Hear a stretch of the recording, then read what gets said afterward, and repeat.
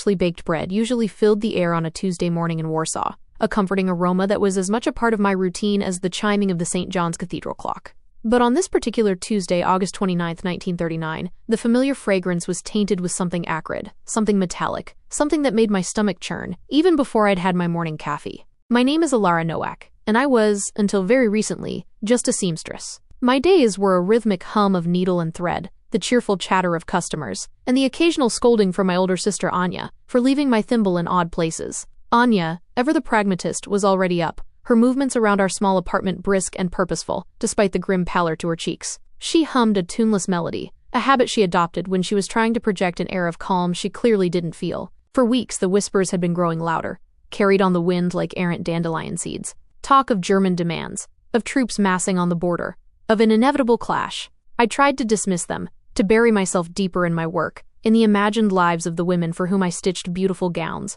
But the whispers became shouts, then pronouncements, and now they were a suffocating presence, a heavy cloak draped over our city. I remember sitting at my kitchen table, a half-eaten piece of chleb in my hand, staring out the window at the familiar cobbled street. Children, oblivious, chased a stray dog, their laughter bright and clear. A cart rumbled by, laden with vegetables, the vendor's call echoing through the morning air. It was a scene of ordinary life, and yet it felt utterly, terrifyingly fragile. Like a spiderweb shimmering with dew, beautiful but ready to tear with the slightest touch. A knot tightened in my chest, a cold, hard stone of dread. It wasn't just fear for myself, though that was certainly there, a prickling sensation on my skin. It was a profound sadness, a sense of impending loss that was almost physical. We were a resilient people, Poles. We had faced invasions, partitions, and countless hardships throughout our history. We had always, somehow, endured. But this felt different. This felt final. Anya placed a steaming mug of coffee in front of me, her hand brushing mine. Her fingers were cold. "Don't just sit there, Alara," she said, her voice a little too sharp. "We have work to do. Life goes on." But even as she said it, her eyes, usually so full of life and laughter, held a flicker of the same terror that was gnawing at my own heart. We both knew, with a certainty that chilled us to the bone, that life, as we knew it, was about to be irrevocably, violently torn apart. The quiet hum of our city was about to be replaced by the roar of cannons, and the scent of bread by the stench of war. The gathering storm. The days that followed blurred into a grim montage of escalating tension. The once familiar rhythm of Warsaw was replaced by a frantic, underlying pulse of anxiety. The children stopped playing in the streets, their laughter silenced by the somber faces of their parents. The vibrant marketplace, once a cacophony of cheerful bartering, grew hushed, the vendors' calls strained, their eyes constantly scanning the horizon. Newsboys, their voices hoarse, shouted headlines that grew more terrifying with each passing hour. "Hitler demands Danzig," they cried, their words echoing through the usually bustling streets. Ultimatum issued. My own heart would leap into my throat with each shout, my hands, usually so steady with a needle, trembling so much I could barely thread it. Anya, ever practical, started rationing our meager supplies. Our morning coffee became a watered-down imitation, and bread, once a given, was now a precious commodity. I remember one afternoon, walking past the central square, a place usually teeming with life. Now it was eerily quiet, save for the nervous pacing of a few men, their faces etched with worry. Suddenly, a collective gasp rippled through the small crowd. A line of military trucks, dark and ominous, rumbled past, their engines coughing a dissonant tune. They were filled with soldiers, young men, some no older than my youngest brother, Janik. Their faces were grim, their uniforms crisp, and a cold dread settled in my stomach. These weren't parade soldiers, these were men preparing for war. The radios, usually a source of entertainment, now broadcast only grim updates. We huddled around them in silence, listening to the crackling voices detail the escalating diplomatic failures, the increasingly aggressive rhetoric from Germany. Each failed negotiation, each demand met with defiance, felt like another nail in the coffin of our peace. The air grew thick with a sense of inevitability, a suffocating weight that pressed down on us all. We were a nation holding its breath, waiting for the first shoe to drop. The sky turns black. The morning of September 1st, 1939, began like any other, with a fragile hope that perhaps, just perhaps, the worst could still be averted. I was helping Anya prepare a meager breakfast when a sound ripped through the early morning quiet, a sound so violent, so unnatural, it felt like the very air had been torn apart.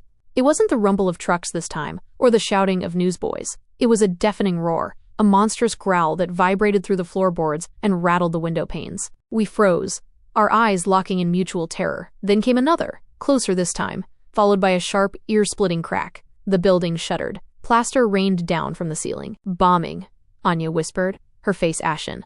The single word hung in the air, heavy with its horrifying reality. Panic erupted in the street below. The sounds of shouts and screams mingled with the continued roar of engines and the sickening thud of explosions.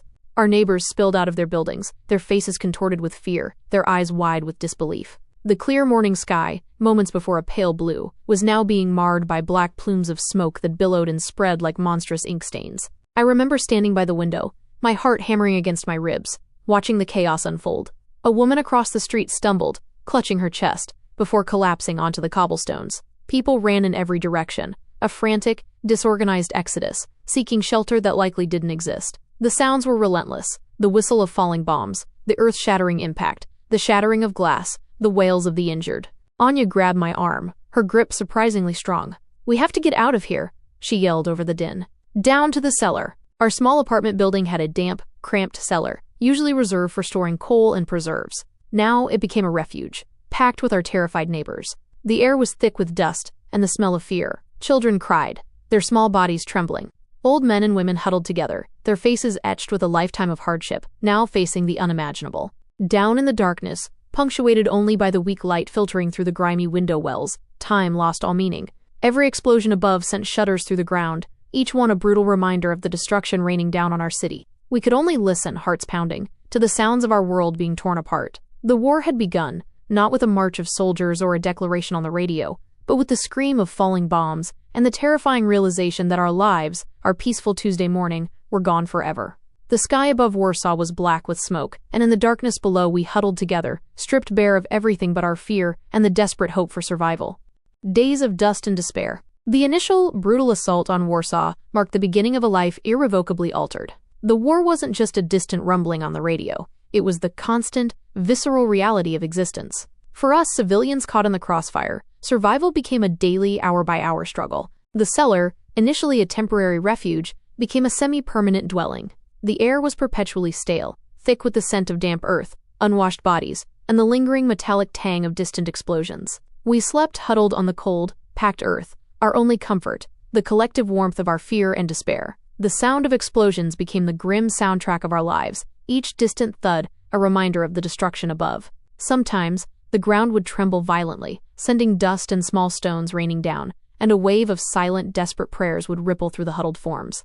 We learned to distinguish the different sounds of the war, the terrifying whine of dive bombers, the steady drone of distant heavy bombers, the sharp crack of anti-aircraft fire, and the most feared of all, the whistling descent of an incoming bomb, followed by the earth-shattering blast. Food was a constant, gnawing agony. Rationing began immediately, but the official allocations were barely enough to sustain life. We were given tiny portions of coarse, dark bread, a few potatoes if we were lucky, and occasionally, a small amount of ersatz coffee that tasted of burnt grain. Malnutrition became rampant, especially among the children and the elderly. Their faces grew gaunt, their eyes hollow. My own body, once plump and strong from my work as a seamstress, began to shrink, my bones feeling more prominent with each passing day. We scavenged for anything edible. We ate weeds we recognized, boiled them into tasteless broths. We learned to make bread from sawdust, mixed with what little flour we could find, a gritty, unappetizing substitute. The black market, though incredibly dangerous and controlled by ruthless individuals, became a desperate lifeline.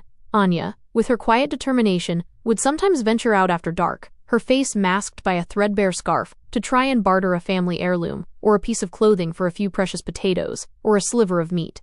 The fear she carried each time she left was a heavy weight on my heart. Life as we knew it ceased to exist. Our routines, our social gatherings, our very sense of purpose were obliterated. The streets, once bustling with trams and pedestrians, were now littered with rubble, hushed by the fear of snipers or patrolling German soldiers. Churches, once centers of spiritual comfort, were often damaged or became targets. Public transport ceased. To go anywhere meant a perilous journey on foot, navigating debris, avoiding patrols, and praying for an absence of air raids. The fabric of our community was torn, but in its place, a new, desperate kind of solidarity emerged. We shared information, whispers of what was happening outside, rumors of resistance. We shared the little food we had, offered a comforting hand to a crying child, or a silent embrace to a grieving neighbor. The boundaries between families blurred. We were all in this together, a collective of the terrified and the resilient. There were moments of fleeting joy, a child finding an unbroken toy, a brief, hushed song sung in the darkness of the cellar, but they were quickly swallowed by the omnipresent dread. Beyond the physical hardships, the psychological impact was immense. The constant fear, the gnawing hunger, the loss of loved ones, the destruction of our city. It chipped away at our souls. Sleep was a luxury, often interrupted by nightmares or the very real sounds of bombs. The uncertainty was perhaps the hardest to bear. Would we survive the night? Would there be food tomorrow? Would our city ever be free again? Despair was a heavy blanket, sometimes threatening to smother us completely. Yet, within that despair, flickers of defiance would ignite. A shared glance of understanding, a whispered joke, a quiet act of kindness. These were the small rebellions that kept the human spirit from breaking entirely. We were living not just day to day, but moment to moment, each breath a triumph, against the overwhelming weight of the war. The echoes of peace, the relentless grinding terror of the war for us in Warsaw, reached its devastating crescendo in late 1944.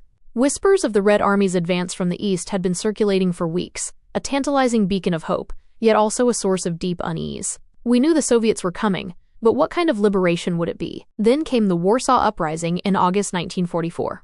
For a fleeting, exhilarating moment, the city ignited with a furious, defiant spirit. The Polish Home Army, our own resistance fighters, rose up against the German occupiers. From our cellar, we could hear the sounds of street fighting, rifles, machine guns, and the shouts of our countrymen. There was a desperate, almost manic energy among us. People began to emerge from their hiding places, some even joining the fight, their faces alight with a fierce, fragile hope. I felt a surge of pride, a sense that after all this suffering we were finally taking our destiny into our own hands. Anya, ever cautious, warned against too much optimism, but even she couldn't suppress the tremor of excitement in her voice. But the hope was tragically short-lived. The Germans, infuriated by the uprising, retaliated with unimaginable brutality. For 63 days, Warsaw was subjected to a systematic, merciless destruction. The fighting was fierce, house to house, block by block. The sounds of combat were no longer distant thuds but a cacophony of explosions, gunfire, and the screams of the wounded, often just outside our cellar doors. We learned later, with a chilling horror, that the Soviet army, just across the Vistula, largely stood by, allowing the Germans to crush the uprising. It was a betrayal that would forever scar the Polish soul. The destruction became absolute. We heard the rumble of tanks, the systematic demolition of buildings. The sky above was perpetually choked with smoke and dust, turning the days into a perpetual twilight. The smells were unbearable: burning rubble, decaying bodies, and the ever-present stench of fear. When a brief, terrifying calm descended, Janek would sometimes risk a quick peek outside. He'd return, his eyes haunted, describing a landscape of utter devastation. Buildings reduced to skeletal remains, streets choked with rubble, familiar landmarks gone, replaced by craters and mountains of brick. Warsaw was being systematically razed to the ground. By October, the uprising was brutally suppressed. The fighting died down, but the silence that followed was far more terrifying than the noise. It was the silence of a city murdered. Those of us who had survived the bombings and the direct fighting were systematically rounded up. We were forced from our cellars, blinking in the harsh, dusty light, into a ghost city. The air was still thick with the acrid smell of death and destruction. We joined columns of dispossessed, starving, terrified civilians, marched out of the ruins of our homes. The journey was a blur of fear and exhaustion. We were packed into trains, like cattle, destination unknown. The whispers of labor camps and concentration camps ran through the carriages, chilling us to the bone. Anya clung to me, her hand a cold, steady weight in mine. Janek, who had seemed to grow years older in those few months, stared out of the grimy windows, his face expressionless. Finally, in January 1945, the Red Army did enter Warsaw, but they found not a city to be liberated, but a smoldering ruin, a wasteland of broken dreams and countless graves. The war in Poland was, quote, ending, not with a triumphant victory, but with the hollow echo of a decimated nation, stripped bare and facing an uncertain, politically fraught future under a new, powerful influence. The liberation felt less like freedom, and more like the end of one nightmare, only to step into the shadow of another. The end of the war in Poland wasn't a triumphant explosion of joy, but a slow, agonizing creak as the immense pressure eased. When the Soviet forces finally swept through, it wasn't the liberation we had dreamed of, but a grim, quiet replacement of one occupation with another. We weren't marching through confetti-strewn streets. We were stumbling through the skeletal remains of our city, under the watchful, unsmiling eyes of a new, imposing presence. Our journey out of Warsaw ended in a displacement camp on the outskirts of Pruszkow, a sprawling, chaotic collection of tents and makeshift shelters. The air was thick with the stench of unwashed bodies and fear, but for the first time in months, there were no bombs. The silence, after years of relentless noise, was deafening, unsettling. It was a strange kind of peace, tainted by immense loss. Anya, with her unwavering pragmatism, immediately began looking for work, for news, for any scrap of information that could guide us. Janek, once a carefree boy, was now a hollow-eyed young man, his laughter replaced by a quiet, haunted reserve. We were survivors, but the war had taken pieces of us that could never be put back together. My hands, once nimble with a needle, now often trembled, and the scent of dust still sometimes made my throat clench. We never returned to our apartment in Warsaw. There was nothing left to return to but rubble and ghosts. Our city, the vibrant heart of Poland, had been systematically annihilated. What little we had owned was gone, along with countless friends, neighbors, and half of our family. The war had stripped us of everything material, and much that was intangible. Years blurred into a slow, arduous reconstruction, not just of buildings, but of lives. We learned to live with the echoes of the war, the sudden flinching at a loud noise, the perpetual suspicion of authority, the unspoken grief for what was lost. Poland, though no longer under Nazi occupation, found itself under a different shadow, a new form of control that gradually became known as the Iron Curtain. I eventually found work again, stitching clothes, but the cheerful chatter of customers was replaced by hushed conversations about rations and secret police. Anya eventually married a man she met in the camps, a quiet farmer from the countryside who had lost his entire family. Janek, after years of restless wandering, eventually made his way to Canada in the 1960s, seeking a true freedom he felt he could never find in Poland. He wrote to us, his letters filled with descriptions of vast open spaces and a peace that seemed almost unimaginable. The war left an indelible mark on every pole, on every brick of our destroyed nation. We had survived, yes, but survival came at an immense cost. We carried the scars, the physical ones, the emotional ones, and the deep communal wound of a country devastated and then subjugated. Even now, decades later, the scent of burning wood or the distant rumble of thunder can transport me back to that cellar, to the days when the sky turned black and the world, as I knew it, shattered into a million pieces. The war may have ended, but its echoes resonate still, a constant reminder of what we endured and what we lost.